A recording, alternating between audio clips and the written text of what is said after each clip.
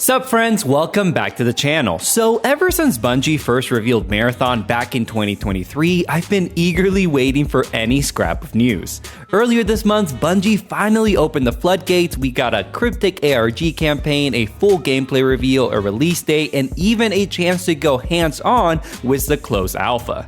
In a lot of ways, I feel like I'm kind of the target audience for Marathon.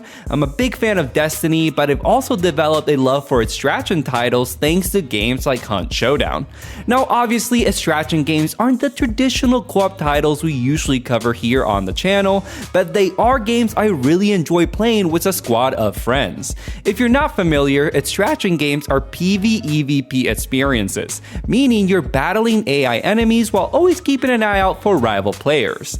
Different games put their own spin on how much weight they give to PvE versus PvP, and that's part of what made Marathon so interesting to me. After spending close to 20 hours as the beta that wrapped up a couple days ago, here's what Andrew and I think so far. The spectator angle sucks. I think it's kind of cool, but it does suck. Oh, careful! No! Did you down him? Got him. No, I got down. Oh, no. Where'd he come from? Dang, I downed him. There's the other guy. That was so sick, though. That was so sick. Worth it. Worth it. But before I dive into our impressions, let's break down the gameplay loop and what it's actually like to play Marathon. Like most extraction games, Marathon is built around competitive matches across different maps. Before you drop into the strange world of Tau Ceti 4, you'll need to choose your runner and gear up. In the beta, we were able to test 4 out of the 6 classes that will be available at launch. Each class plays similarly, with the main differences coming down to their 2 active abilities and a passive perk. I spent most of my time playing as Void, an assassin-style class that can turn invisible and toss smoke grenades for quick escapes. The other classes fall into familiar archetypes like Tank and Recon. Even though you're picking a class, you still have the flexibility to tailor your loadout through implants which grant you passive buffs like faster stamina recovery or improve health regen. You can also equip any 2 weapons you like, ranging from SMGs to sniper rifles to more unique energy weapons. You'll want to be cautious with what you bring into a match though. If you die before extracting, you lose everything equipped and stowed away in your backpack. It doesn't mean you're out of the game, however. You can always equip a sponsored kit that sets you up with a gun and the basics to get back out there. Each match you'll spawn at a random point on the map with 30 minutes to loot, survive, and extract. You'll be up against 5 other teams of 3, with each team having their own unique extraction point. The map itself is littered with points of interest and dynamic events. For example, you might stumble upon a supply drop full of high-tiered loot, but first you'll have to deal with the squads of UESC forces guarding it. These AI enemies are no joke and add a real layer of tension to every encounter. So you might be thinking, what exactly am I risking my life for? In addition to finding better weapons and implants, you're collecting materials used to craft permanent upgrades for your runner. These upgrades tie into the faction system. Each faction is a different corporation with a stake in Tau Ceti 4, and they offer you contracts you can complete mid-match. Early contracts are pretty straightforward, using abilities, extracting successfully, but later ones get more involved, like looting specific drops or downloading data from different locations. As you complete contracts, you'll rank up your faction standing and are able to craft upgrades, unlocking more vault space, stat boosts, and new gear to buy through the black market. Crafting these upgrades requires a mix of credits and rare materials, and while it can feel overwhelming at first, you'll naturally start to learn where to find what you need as you get more familiar with the maps. At its core, the gameplay loop revolves around ranking up factions by completing contracts, scavenging materials, and crafting upgrades, all while trying to stay alive, of course. But hey, those upgrades should at least help. Like most extraction shooters, Marathon is a game of highs and lows. Some runs you're gonna hit it big, others you'll get wiped within 5 minutes. So with that overview out of the way, let's dive into our impressions. Whoa, what was that? What's that? Who's out there? I got hit by You good, Thompson. Yeah, be careful, be careful. Andrew got a grenade thrown on him, I think. Okay. Heal up when you can, Andrew. I am. Oh, I was so close to dying there. It might have been a bot, but I don't think they have those. I'm pinging. Follow the echoes. Yep. Yep, there they are. I got him. It was him, it was him. He came back. He came back for his friends. Alright, you guys loot that one. Wow. Holy I shit. am at like Good no ping, good health. ping. I pinged him at the last second before The he would've last killed me. second, dude. I walked up Oh my behind him. god. Wait, Jake. I put a good amount of time into playing Marathon, so I've got a lot to say about it. To keep things simple, I'll break it down into positives and negatives, starting with the obvious, gunplay. Look, it's Bungie. You already know the gunplay is gonna feel amazing, and yeah, it absolutely does. I don't even know how to fully describe it, you just know it's right the second you get thumbs to sticks and pull that trigger.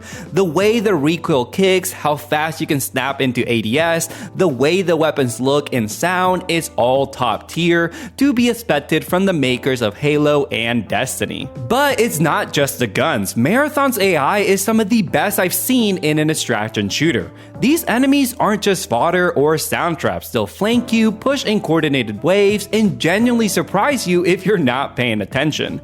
That's perhaps the biggest difference between Marathon and other extraction shooters. At times, it's genuinely hard to tell what's a player and what's a bot. As you make your way through the map, the UESC is a constant presence and something you have to consider when you plan to visit the different points of interest. Like I said earlier, POIs show up on your map as different icons, but it's up to you to figure out what they are. Something I really enjoyed about this game is how little it tells you and leaves out there for you to discover. I remember early on just messing around with these numbered tablets I found inside a building. Turns out they're part of a bigger puzzle. You have to activate them in a certain order, which then routes a ship to another part of the map, clear the enemy wave guarding it, shoot down the loot, and there's a high chance you're walking away with some pretty sweet gear, my friend. Figuring out different mechanics like this with my team was one of the highlights of my time with Marathon. Team play in general is one of Marathon's biggest strengths. You and your squad can coordinate in numerous ways. One of my favorite features is how contract progress is shared across teammates. That's a huge quality of life choice for an extraction shooter. Reviving is also way more forgiving here than in other games like it. You can be revived in your down state, but even if you're fully eliminated, your team can still bring you back without penalty if they recover your body. That opens the door for some clutch plays, especially useful when someone's holding some really rare loot. That's because certain valuables and high tier materials are shared among teammates upon extraction. So as long as one of you secures the goods, everyone benefits.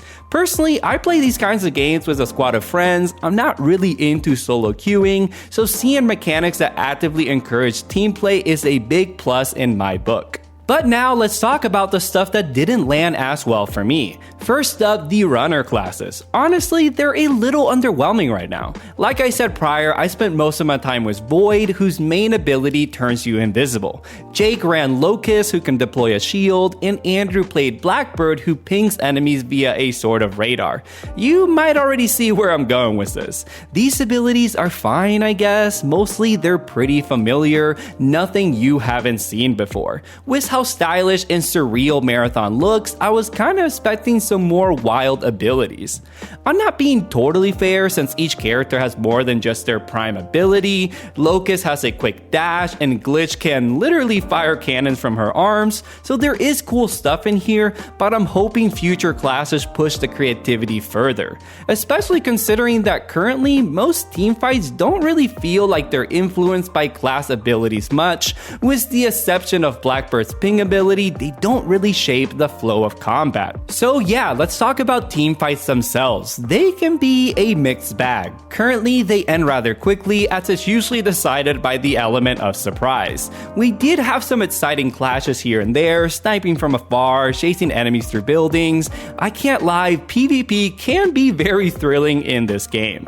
When we coordinate as a group, pinging enemies, pushing from different angles, and coming out on top, it can be super hype. But for the most part, combat doesn't feel as tactical as I'd like. Just as often, you can be easily taken out by a team that sneaks up on you indoors with little place for you to take cover. I'm hopeful teamfights will improve as players learn the maps and figure out better team comps. Then there's the pacing, and this is kind of a genre thing but still worth calling out. Some matches are incredible. You hit a high value drop, take out another squad, and extract feeling real good about yourself. But other times you spend 30 minutes looting and never even see another team. I think Marathon Marathon could do more to funnel players into conflict with smart event timing or map design.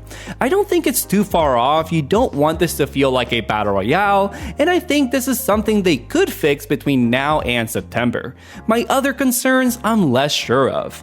Overall, our impressions are mixed. I definitely don't leave this beta thinking, oh, this is gonna be a slam dunk, but I'm not nearly as doom and gloom as others seem to be. So, as we wrap this up, what's the bottom line here? Speaking for myself, I really enjoyed my time with Marathon for a number of reasons. The bigger focus on PvE feels meaningfully different from other extraction shooters. I like that I can drop in with my squad, we're running the same contrast, scavenging, and working towards long-term upgrades. That sense of meta progression, that really got its hooks in me. In most games in this genre, you lose everything. But here, I know these upgrades are permanent, I'm steadily making progress even after a bad match. But really, what kept pulling me back in is chasing the high. The high of wiping out 2 squads and escaping with ridiculous loot. The high of taking down a UESC commander and finding a rare weapon. You might get 3 awful matches in a row, but that one run where everything clicks, that makes it all worth it. And yeah, that kind of emotional roller coaster isn't for everyone, I totally get that, but it really works for me. The other part of the draw for me is the world they've built. Look, I'm a big sci-fi nerd. I love Ghost in the Shell, Foundation, Dune, Cyberpunk, and this universe just hits the mark. The art direction, the world building, even the lore tucked into the faction contracts, it all adds up. There was even a moment where an AI hacked into my voice comms before a match. It was super weird and terrifying, and I want more of that. Not everyone digs the style, and another common criticism I've seen is that Marathon doesn't have a clear hook. Hunt Showdown has its bosses and unique investigation loop, Dark and Darker leans into class builds in a unique dark fantasy world. Right now, Marathon doesn't have that kind of signature mechanic. There are rumors about raid-style encounters on future maps, and I love the little puzzle-like objectives we've seen so far, but it's not quite the defining feature, at least not yet. Speaking of extraction shooters, there's also another game that's making waves in the extraction space, and that's Arc Raiders. I did play a little bit of the recent playtest, not enough to form a big opinion on it, but people seem to be gravitating towards that game too. Needless to say, Bungie has a lot of obstacles ahead of launch, but I do think they have something here. If you're even a little curious about extraction shooters, keep your eye on Marathon. If Bungie keeps listening and keeps building, there's real potential here. I hope they stick the landing, but we'll have to wait till September 23rd to find out.